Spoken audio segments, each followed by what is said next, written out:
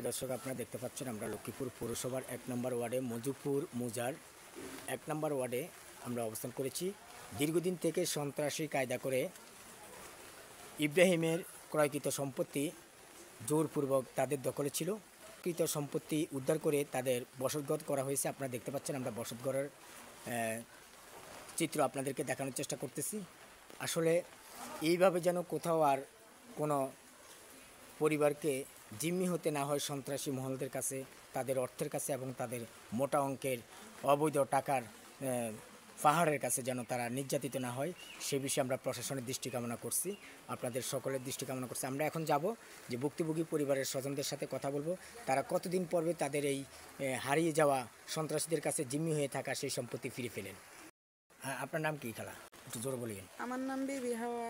আমি এখানে ২১ সালে জমি লইছি। অনেক কষ্টের বিনিময়ে আমি এই জমিটা লইছি।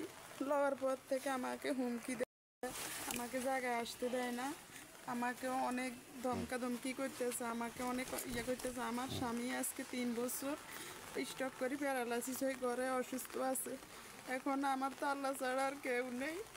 আমি অনেক কষ্টের বিনিময়ে এই জায়গাটার মধ্যে আসছি। এখন আপনারা আমার জন্য একটু দয়া করেন, আমার আল্লাহ ছাড়া আর কেউ নেই। ৬% জমি। এটা কত বছরে আপনাকে এইভাবে জিম্মি করে রেখেছে আপনার কাছ থেকে? ২১ সাল ধরে আমাকে জিম্মি করে রেখেছে। আমি ২১ সালে জমিটা নিয়েছি। আমলিকের লোকেরা আমাকে হুমকি দিতেছে। মনির হোসেন, মোস্তফা, কাউন্সিলর মোস্তফা, হেয়ার দিয়েছে, হেয়ার বোন জাহানারা, হেয়ার দিয়ে আবার আরও আছে ওই আরিফ, আবার আরও হের মা বাপ, এরা সবাই মিলে আমারে হুমকি দিতে আছে। আমি এখানে আসতে পারি না। আমি এখানে আসলে আমারে এখান থেকে অনেক গালাগালি করে, আমাকে অনেক ধমকায়, আমাকে এখান থেকে পার করে দেয়। তারপরে আমি বন্যার আগে দিয়ে আমি এখানে আসছি। ওনারা বলছে আমাকে এখানে একটা মিসমিটাল করে দিবে বলি, এরা পালাই গেছে। আমারে আর কোনো কিছু বলে না। আমি এখানে আসলে আমার বাধা দেয়, আমার হুমকি দেয়, চাঁদা চায়। এই কারণে আমি কোনো কিছু করতে। আপনার কাছে কত টাকা চাঁদা দাবি করছে তারা? তারা অনেক টাকা দাবি করছে আমার কাছে, অনেক টাকা দাবি করছে। তারপর যে আমাকে জমিতে আসতে দিতেছে না। আমার স্বামীর অনেক কষ্টের বিনিময়ে এই জমি আমি লোন নিয়েছি, আমি ২০ লক্ষ টাকা। আরও অনেক কষ্টের বিনিময়ে আমি এই জায়গাটা নিয়েছি। এখন আমি নেওয়ার পরে আমার স্বামী ভালো মানুষ ছিল, উনি প্যারালাইজে স্ট্রোক করি, আমি ওনারে লইয়ে ব্যস্ত ছিলাম। আমি ওনারে লইয়ে হাসপাতালে ছিলাম। এখন আমার ওই ইটগুলো নিয়ে যেতে আছে, সবগুলো ইট নিয়ে যেতে আছে, আমাকে হুমকি ধুমকি দিতে আছে। আমি খুব আতঙ্কিতে আছি, খুব ভয়ে আছি। আমারে আমি যেন সুবিচার পাই, এবং কি আপনাদের কাছে আমার এই অনুরোধ, কেউ যেন আর এরকম অসহায় না হয়, এবং কি এরকম যেন না হয়। আমারে এখান থেকে যেমনি সুন্দরভাবে বিচার হয়, যেমন সুবিচার করে দিবেন, আমার এটাই। আইনে কি আপনার মামলা চলমান আছে নাকি? আছে। নাম হলো মোহাম্মদ, একজন ছোটোখাটো ব্যবসায়ী লক্ষ্মীপুরের। আমাদের এই সম্পত্তিটা আমরা আজ থেকে প্রায় 5.5 বছর 6 বছর হয়েছে কিনছি, কিন্তু কেনার পরে আমাদের সন্ত্রাসীদের বিভিন্ন আমলিকের সময় আমলিকের লোকেরা এগুলো দিয়ে বাধা দিয়েছিল।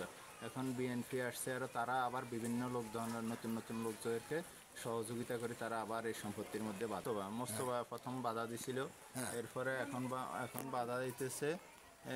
এখন মনির ফাটারি বাধা দিছিল, মোস্তফা বাধা দিছিল, তারপরে এখন বাধা দিতেছে আমেনা নাকি তার একজন এক রকম দাবি করে। আমিনা নাকি তার ছেলেরে করে দিছে, জমা খারিজ করে দিছে, এই কথা বলে আরিফে বাধা দেয়। মূলত তারা কয়েক জায়গায় আমাদের এগুলো বসা হয়েছে, কিন্তু তারা সঠিক কোনো কাগজপত্র দেখাতে পারে না। তারা জমা খারিজ দেখায়, জমা খারিজ তো যে কেউ জমা খারিজ দিতে পারে, সেটা কোনো মুখ্য বিষয় না, কিন্তু তারা তাদের কোনো কাগজপত্র দেখাইতে পারে না। এই জমির বহিনী, যার থেকে আমরা জমি কিনছি আঁকি, তার বহিনী 2/3 এই জায়গার মধ্যে প্লটে বিক্রি করছে, কিন্তু সবার তাদের আঁকির ভাইদেরও কথা হইলো সে এখানে আরেকটা অংশ দাবি করতে পারে না।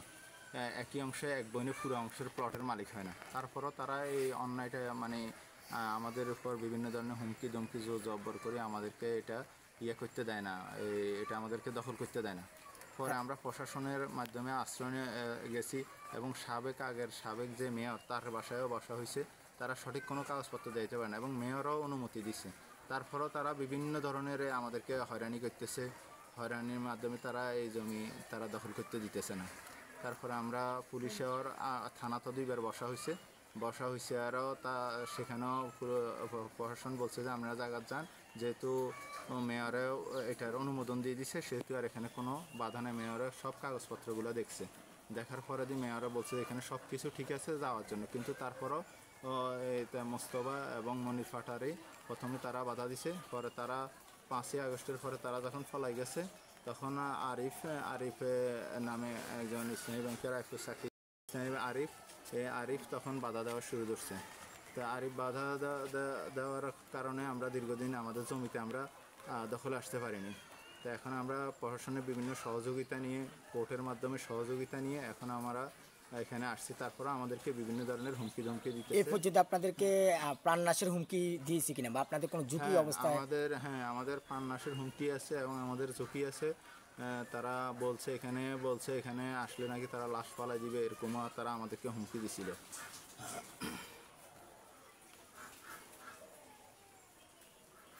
হুমকি দেওয়ার আপনারা এখন এই বিষয়ে কি চাচ্ছেন? আমরা এই বিষয়ে এখন প্রশাসনের কাছে এখন আইনের প্রতি শ্রদ্ধা রেখেই বলতেছি, যেহেতু আমাদের এই ইয়েটা